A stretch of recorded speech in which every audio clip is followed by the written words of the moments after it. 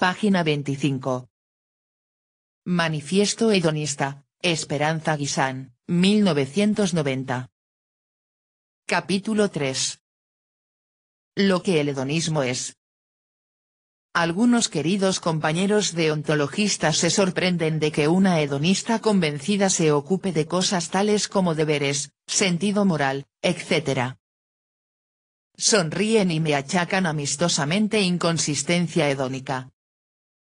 Hay dos frases de Mill en su utilitarismo, sin embargo, en las que deberían reparar, como cuando afirma que vale más ser un Sócrates insatisfecho que un cerdo satisfecho, o un sabio satisfecho que un necio, fool, insatisfecho. El hedonismo, que tiene un importante desarrollo histórico en la obra de Mill y un espíritu exquisito y muy poco común por lo demás, demuestra ser una teoría de raigambre social, con preocupaciones que encajarían dentro de un humanismo socialista. Importa el desarrollo de un modelo de felicidad, y no cualquier tipo de satisfacciones.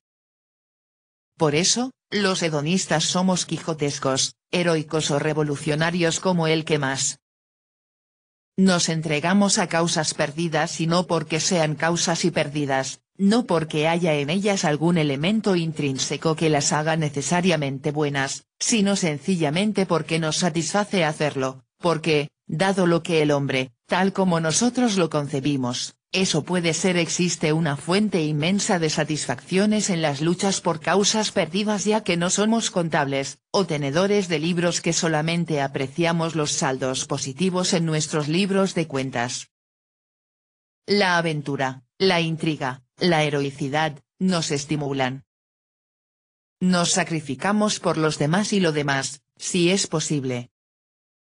En ese sentido no somos más egoístas de lo que es medianamente normal en la raza humana. Pero tenemos sueños de transformación del mundo. Somos radicales, en el sentido de que nos gusta trabajar de raíz a raíz y no quedamos en la superficie. El mundo no nos gusta, pero ello no nos deprime hasta la inoperancia o la inercia. Por el contrario, los males del mundo son un reto a nuestra imaginación. La codicia, la ramplonería o la simpleza de nuestros conciudadanos no nos priva de nuestra fe en la humanidad. Conocemos las causas, casi siempre sociológico-pedagógicas de la miseria humana, de la falta de grandeza de espíritu. Sabemos que los hijos del mundo han sido educados por buenos tenderos, por magníficos tenedores de libros, y todo lo que se nos pide es que tengamos a buen recaudo nuestros dineros, que aparentemos una generosidad que no nos cueste demasiado, que prodiguemos amabilidades que no nos comprometan. Sabemos que el mundo es así porque así fue hecho. Porque lo hicieron espíritus mezquinos, tenderos y comerciantes. Pero el mundo podría ser hecho por artistas, por acróbatas, por violinistas o tocadores de flauta. El mundo tendría que ser una escuela de belleza, de generosidad, de falta de cálculo egoísta, para que los ríos resecos de la felicidad nos inundasen. Lo ha dicho Erich Fromm hasta la saciedad en multitud de sus obras. El hombre no se ama demasiado, sino por el contrario no sabe amarse. Guarda celosamente su cariño todo para sí, y se encuentra con una materia putrefacta. Ignora que el cuidado y amor por los demás son como el oxígeno para los pulmones propios. Pero Erich Fromm, a pesar de haber sido ídolo de nuestros años juveniles, a pesar de seguir siendo capaz de cautivar y arrastrar a legiones, no es un hombre académicamente notorio o notable, tal vez porque se esforzó en demasía por desempolvar de esoterismos la psicología y la filosofía. Pero Erich Fromm, tan sencillo, cotidiano, y perspicaz al tiempo, debe ser citado también como un hedonista importante. Si la academia le regatea un lugar al sol, quizás su memoria sea más fielmente mantenida en los corazones de cuantos leímos y seguimos leyendo Man for Himself, Ética y Psicoanálisis, The Fear of Freedom, El miedo a la libertad, o The Sane Society, Psicología de la sociedad contemporánea. La penetración psicológica de Fromm ha sabido ir desempolvando las distintas repisas de la personalidad humana, desnudándonos como se desnuda la cebolla de sus capas sucesivas, para penetrar en los artilugios de los mecanismos de la felicidad y el equilibrio mental. La generosidad, valentía, el esfuerzo animoso, esculpen al hombre feliz, que es hombre entre los hombres, feliz en la felicidad que otorga, como había soñado Spencer el evolucionista, otro defensor a ultranza del hedonismo. El hedonismo no es ingenuo por otra parte, aunque prefiera la candidez a la perfidia o sufrir la injusticia que padecerla, como había anticipado Sócrates. Soy consciente de que esto sorprenderá a muchos y escandalizará a unos cuantos. Los antihedonistas seguirán reprochándome amistosamente mi inconsistencia, y algunos hedonistas de otras escuelas considerarán simplemente que soy un peligro o un fraude. Si se desconoce que el individuo es un ser moral, con relaciones interpersonales e intrapersonales, un individuo que se comunica con otros y consigo mismo, que habla y se habla, que encuentra extrañas y prodigiosas fuentes de placer en el contento consigo mismo, en la autocomplacencia, en la autoestima que tanto recomendaba Kant, podrá parecer extrañamente ambiguo, ecléctico y lleno de concesiones el hedonismo que propugno.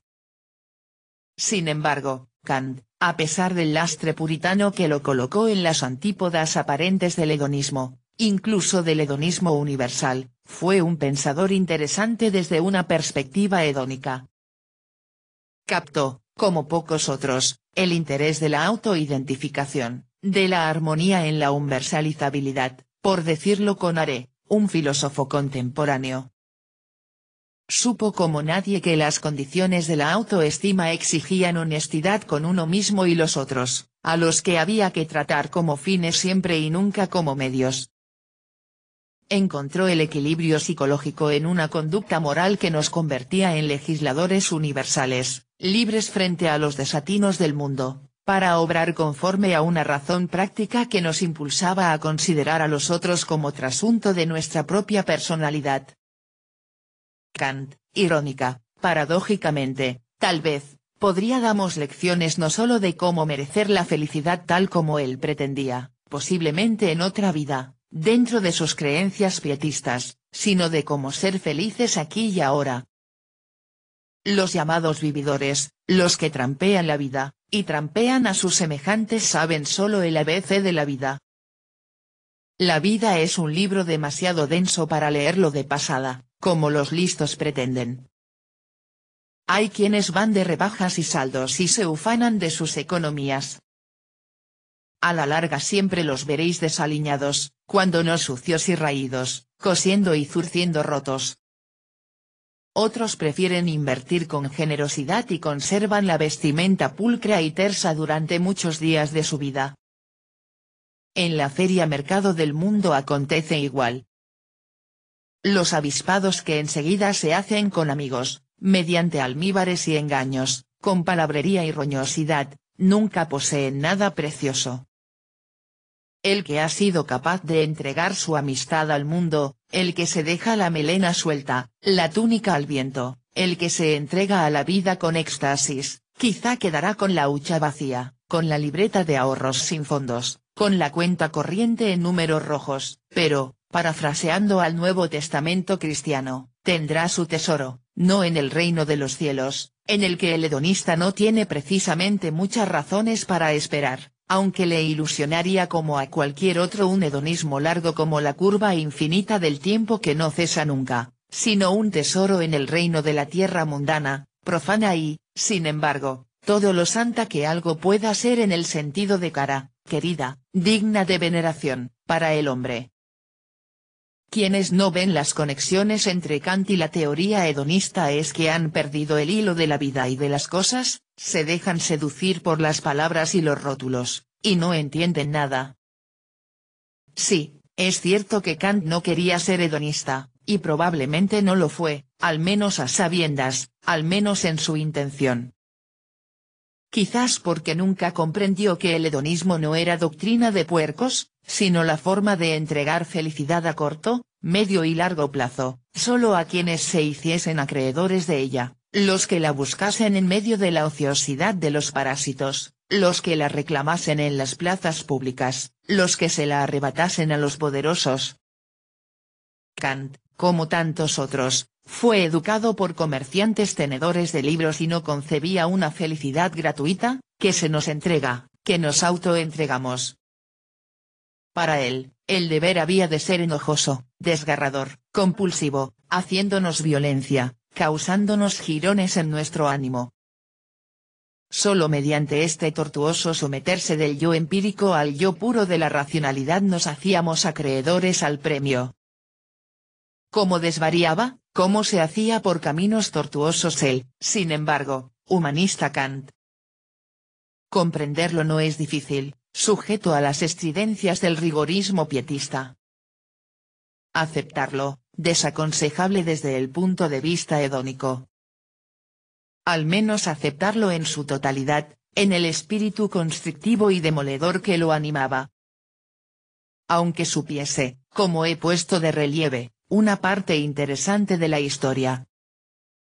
Aunque conociese un importante resorte de la felicidad del hombre, la autoestima, la conciencia de una buena voluntad, que había sido preludiada por el monje rebelde Abelardo en los comienzos del medievo, o ilustrada ejemplarmente con la vida de un Sócrates 4 siglos antes de la era cristiana.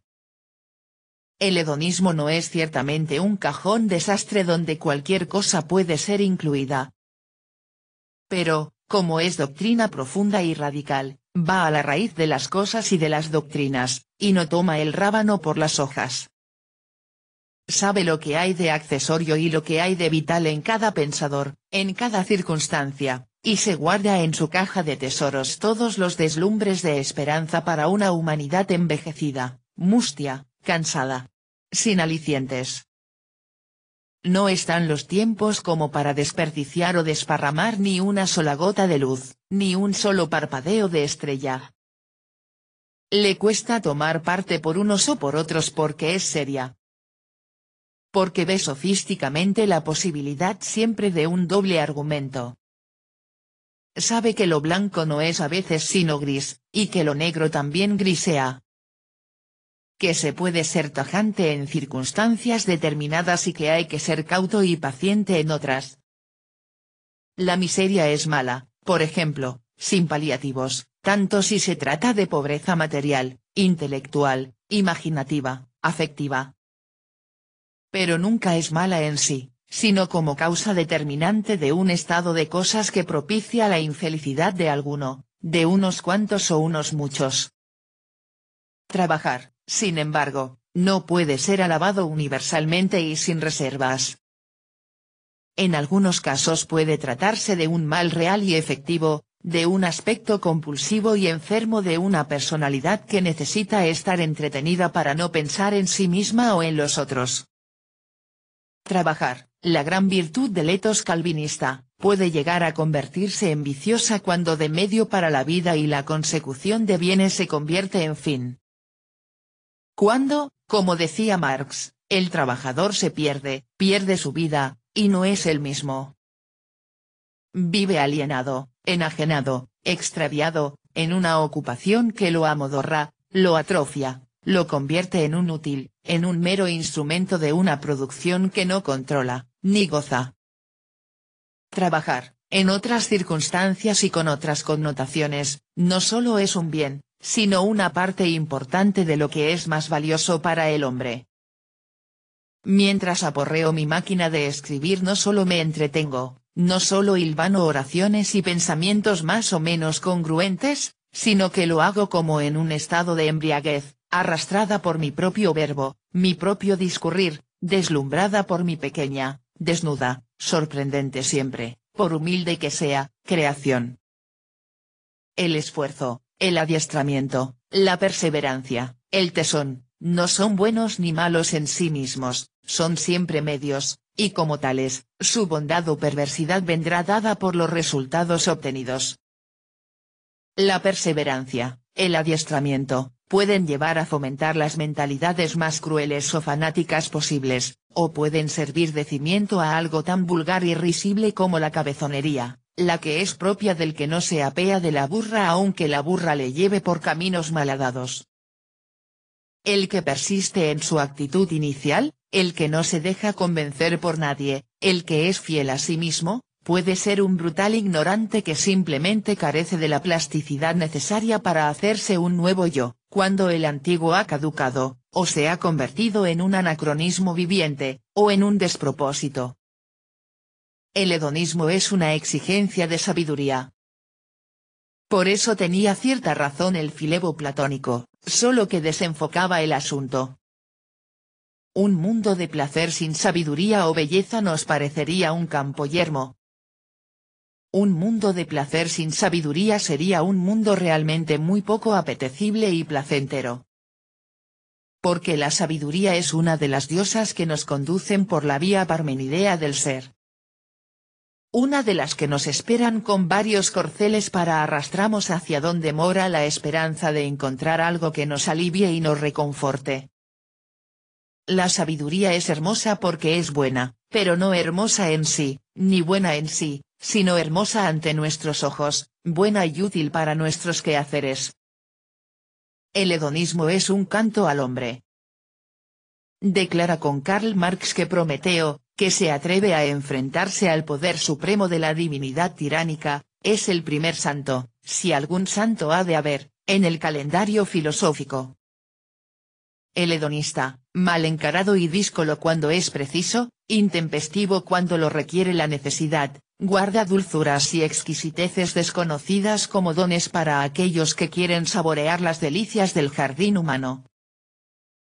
Su lucha, como ya he anticipado, tiene lugar en una doble línea de fuego: 1, los poderes fácticos establecidos, las instituciones, el establishment.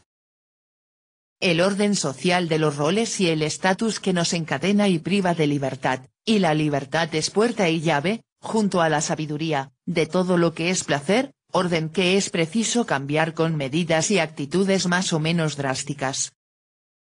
Por otra parte, 2, un orden cósmico, o natural que Milly en su trabajo sobre la naturaleza desprecia, como desprecia a la religión en otro de sus trabajos, que siembra terror en los hombres, pusilanimidad, cobardía, retraimiento, involución. El hedonismo, pues, es lucha contra los poderes y no una filosofía de salón o de sillón. Es más bien una filosofía desarrapada y un tanto turbulenta, porque sabe que el jardín de Epicuro ya no basta, que el agua fresca no es suficiente, que un amigo es poco, aunque vista la precariedad y menesterosidad de la vida puede ser muy valioso. El hedonismo no vuelve sus espaldas al poder y simplemente lo ignora bajo la sombra fresca de un castaño o de un pino.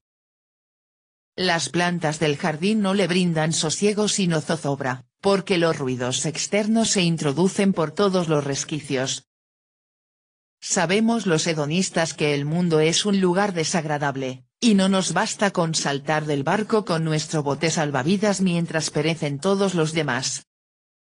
Para un hedonista nosotros somos los demás, y los demás son nosotros. Quienes se preguntan cómo pudo Milly realizar la difícil cabriola del salto del hedonismo particular al universal, no han comprendido la dimensión hedonista de la personalidad humana. Lo decía Hobbes, hedonista también a su manera, que sonaba egoísta a los oídos farisaicos.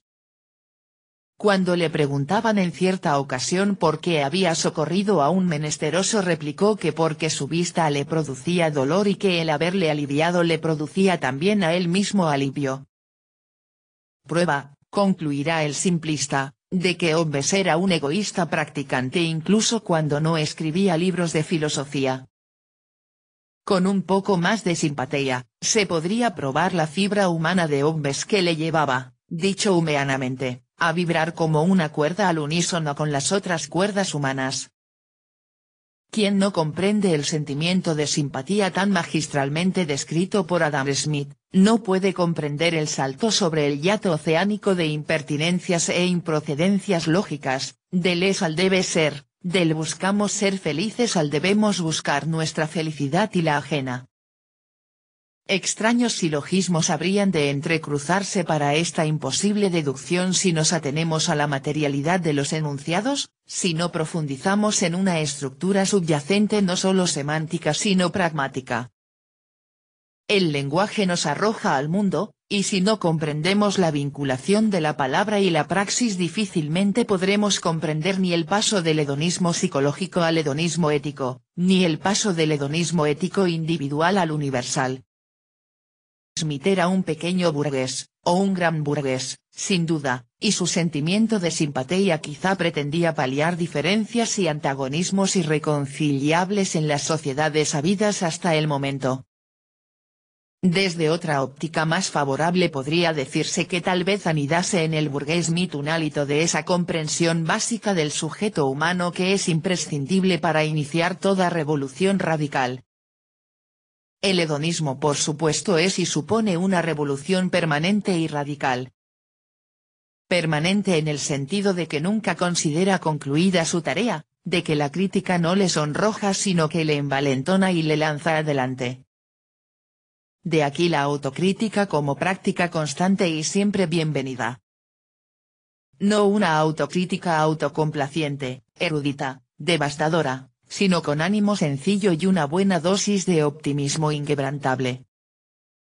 Radical en el sentido ya mencionado de ir a la raíz. De no cambiar un mal por otro. Ejemplo, una dictadura por una burocracia, una autocracia por una oligarquía. Radical es el cambio que no cesa en anchura y profundidad. Y el hedonismo tiene que radicalizarse porque las cosas, como dice Wamock, van mal. El hedonista no es un optimista, ni un viva la vida. Más bien, al modo existencialista, siente los límites de su existencia, se debate en la angustia, y mira cómo en el existencialismo es un humanismo de Sartre hacia el futuro buscando no hundirse en la podredumbre de la viscosidad de las situaciones concretas. El hedonista es casi siempre un pesimista heroico que no se resigna a morir, que tiene muchos miedos y que quiere espantarlos, muchos sufrimientos, y quiere despegarlos de sí sin transferirlos a otros. El hedonista no es alguien que piense que el mundo es un camino inocente de rosas, sino que sufre con las espinas y quiere tener la rosa y acabar con el dolor. El hedonista es quimérico, utópico, porque piensa no solo en el mejor de los mundos posibles, sino en el mejor de los mundos imaginables. Por eso nunca encuentra reposo en su mundo interior. Siempre tiene a punto proyectos nuevos, porque nada le conforma, con nada se aquieta. Sabe que solo esta tensión dolorosa le impedirá caer en la modorra y el tedio. Se exige mucho a sí mismo, y es comprensivo, o pretende serlo, para con los demás. Confía, sin embargo, en la fuerza del contagio emotivo, que diría Stevenson, no solo de sus palabras, sino de sus hechos. Él vive la vida haciéndola, y haciendo, de alguna manera, que por su hacer los demás la rehagan en algún sentido. Sabe que todo es susceptible de cambio cuando existe voluntad de cambiar. Las circunstancias, las condiciones históricas y sociales son atenuantes, son impedimentos, pero no hasta el punto que supongan un no macizo y redondo, sin ninguna fisura. El poeta nos ha dicho me queda la palabra, y el hedonista sabe que le queda la palabra y la acción como lenguaje, expresivo, emotivo y contagioso, la palabra como un actuar y dirigir nuestras vidas y las de otros. El hedonista quiere acabar con todo el dolor del mundo, como primera fase de una política ambiciosa que desemboca en el desarrollo integral de la personalidad, armónica, dichosa y libre. Pero el dolor del mundo es como un monstruo pérfido de múltiples cabezas y cuando se le ha guillotinado varias veces amenaza con resurgir.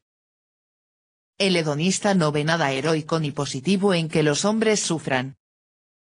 Comprende que dado lo que el mundo es, lleno de dolores y limitaciones, la prueba del dolor puede humanizamos y hacemos comprender lo que otros sufren.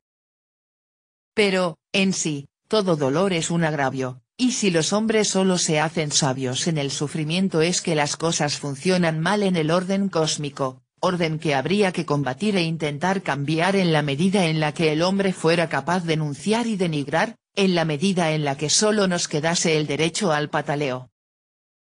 El hedonista es el más radical de los rebeldes.